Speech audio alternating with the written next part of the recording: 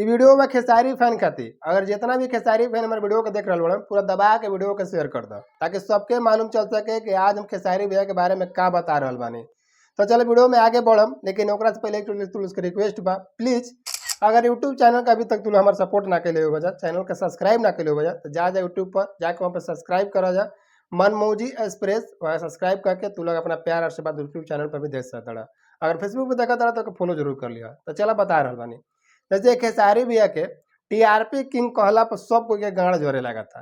तू लोग को पता हो कि अगर टीआरपी किंग खेसारी लाल यादव कहा था तो जितना ही पावर स्टार पवन सिंह के फैन बड़े लोग कल खेसारी भैया टीआरपी किंग बड़न। अरे भाई टीआरपी किंग खेसारी लाल यादव तो तू लोग के जानकारी ना होगी ना, तो जाके गूगल पर सर्च करके तू लोग देख सकता रहे, यूट्यूब पर सर्च करके देख सकता रहा। आज के डेट में जो भी बड़न तो खेसारी भैया बड़न, TRP king Khesari Lal Yadav. Power star Pawan Singh में अब का रख लिया, थोड़ा सा भी अब उनका मतलब चर्चा नहीं है, थोड़ा सा भी उनका अभी तक ले कोई दबदबा नहीं है, सब निकल गए, जो रहे तो सब निकल गए, अब उनका कुछ भी नहीं है।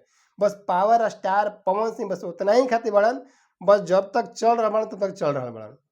जैसे ही पावर स्टार पवन सिंह के थोड़ा सा आउ लेवल गिरी तो भैया फिर दोबारा उठ ना सकलन पावर स्टार पवन सिंह।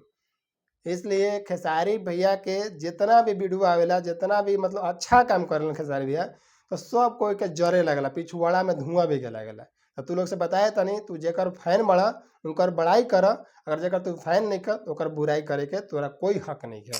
बस तू जेकरा के जाना तड़ा माना तड़ा तो ओकरा के बड़ाई कर। हमरा ई समझ में आवेला खेसारी भैया के निमन काम करलन तू लोग के जल जली काहे होखेला।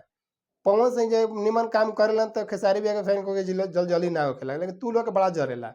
तू लोग के बस लागेला कि पावर स्टार पवन सिंह से खेसारी भैया कहीं आगे मत निकल जा। अरे भैया दोनों इंसान हवे, पवन सिंह का ऐसे भी लेवल गिरल था, अब पवन सिंह जब लेवल गिरी तो खेसारी भैया ऑटोमेटिक ऊपर अहन, ऐसे भी खेसारी भैया के ऊपर आ रहा बड़न। तू लोग के क्या लगता खेसारी भैया के जितना भी फैन बड़ा लोग कमेंट बॉक्स में अपन राय जरूर दे दिया कि खेसारी भैया का टीआरपी किंग बाड़े या पवन सिंह की टीआरपी किंग बाड़े। तू लोग अपन राय कमेंट में जरूर दे दिया ताकि सबके पता चल सके कि टीआरपी किंग आज के डेट में के बाटे।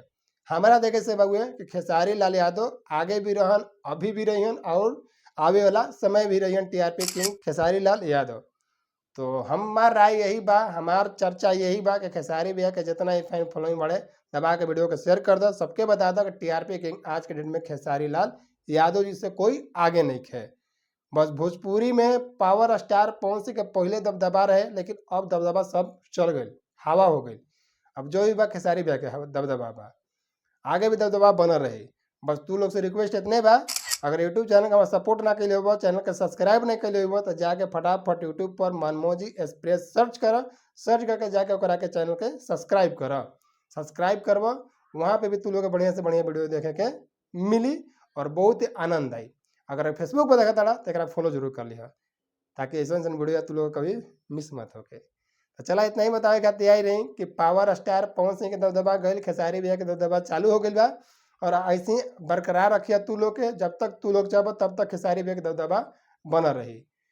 तो चलो मिला था किसी नेक्स्ट वीडियो में, तब तक खातिर जय हिंद।